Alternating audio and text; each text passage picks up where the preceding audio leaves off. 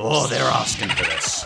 Sony. When it comes to Sony movies, sadly, we can always count on shameless product placement, obnoxious marketing, and scripts with all the thought of an orangutan's banana preference. And to celebrate what is without a doubt their worst movie yet, let's check out the absolute worst Sony animated movies of all time. Also, I'll keep this list a bit shorter than usual since I've talked about a couple of these before. And I want to focus on the absolute slimiest corporate stain on cinema ever produced by Sony. And of course, if you do like these movies, that's great. It's just my usual silly personal opinion, and I'm glad you can enjoy these movies. Number 5.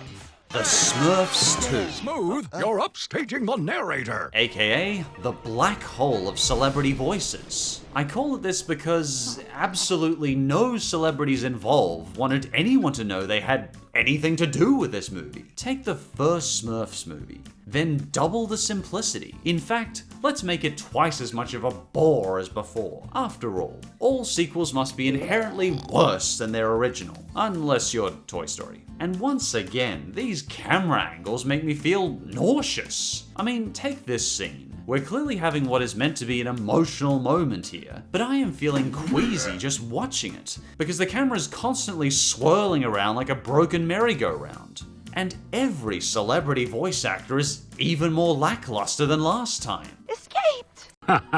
In fact, poor Katy Perry was so ashamed of playing the star of this movie that she is uncredited as Smurfette, the star of the movie. But I think we all recognize that voice. Is Gargamel your father? In fact, all the Smurfs are uncredited.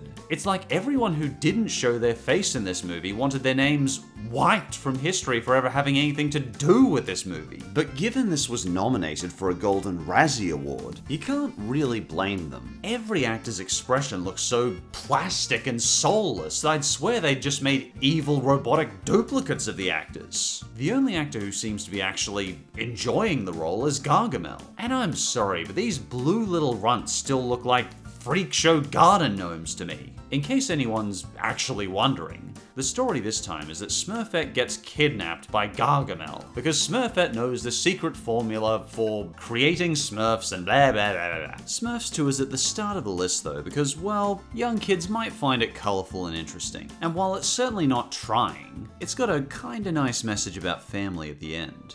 We didn't believe in her because she changed. She changed because we believed in her. It might actually be meaningful if the actors didn't look so incredibly bored on set.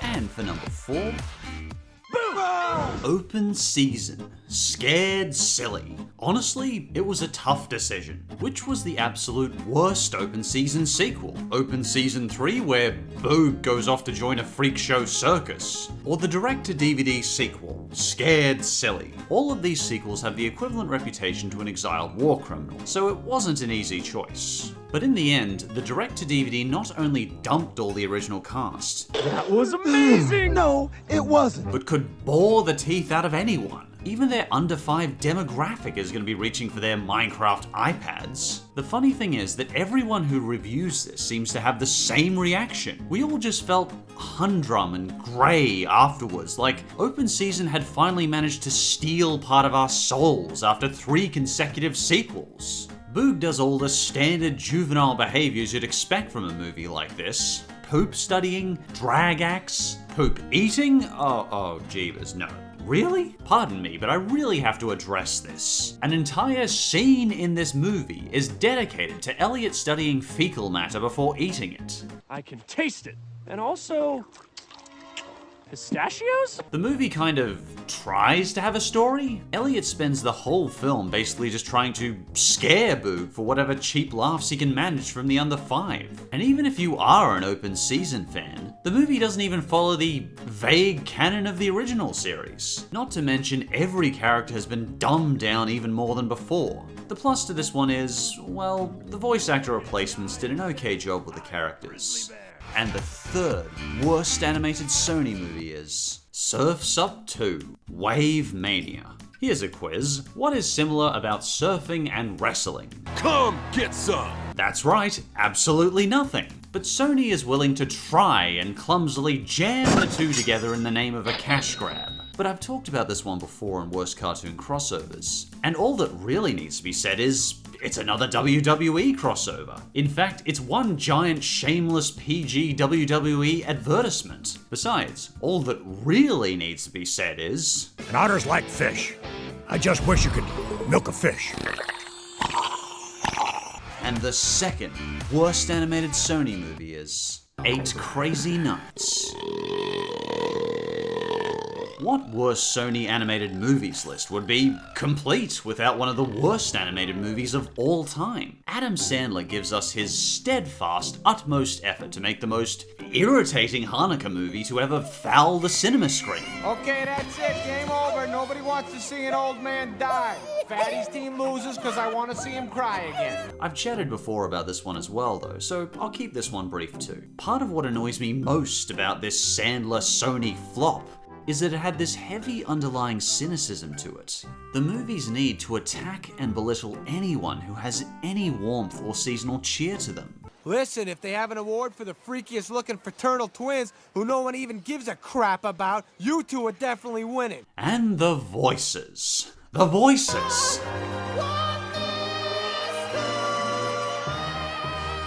And as people have said before, there's only so much you can watch of Sandler slamming, dumping on, and abusing a kindly older man like Whitey until you just have to turn the movie off.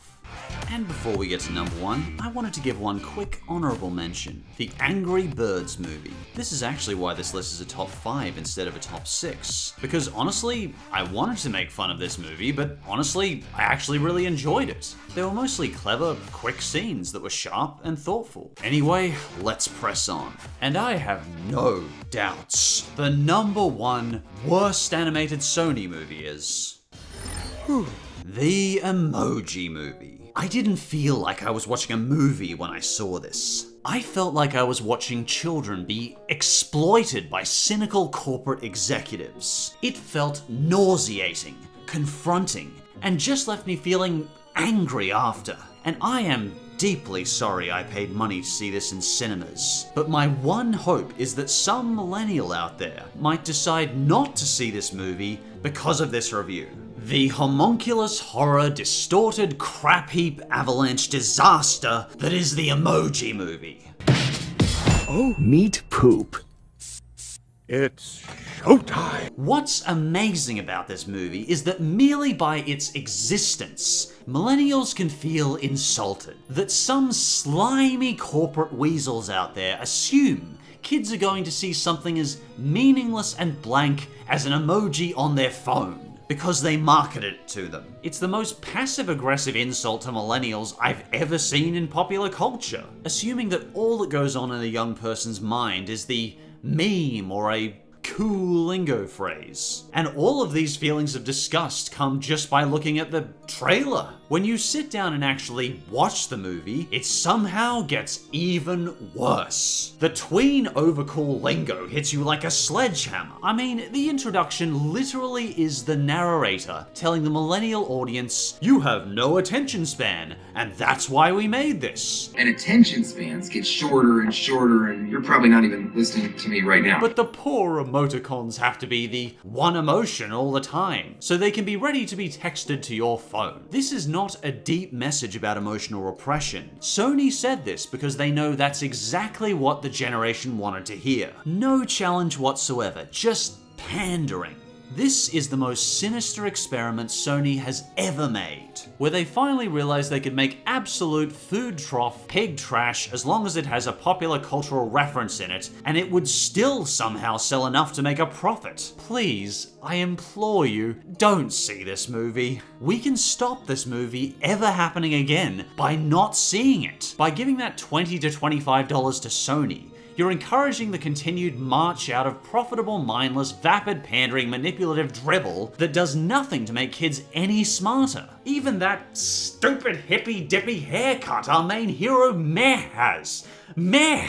What kind of name is that? I gotta be meh. Why is that hideous, bald, middle Bieber monstrosity crap wreckage style so common nowadays? I just feel so personally insulted by that haircut. So get this, all the emojis live inside Textopolis, where they hope to be selected for a text message, complete with enough in-product placements ranging from Just Dance to Dropbox to every viral advertising app you can think of. This is worse than the Twilight craze. At least that was based off a book? A fictional world that required some thought to create. Not a lot of thought, but some thought went into it. This is based off the awkward little emoticon I put on the end of sentences. In my opinion, every millennial who saw this junk pile deserves at least one hocked up spit on the slimy corporate shareholders that made it. No one in my audience laughed, no one cared what they were seeing, people were forced to just sit there, just absorbing this giant ad we had all paid money for. This is the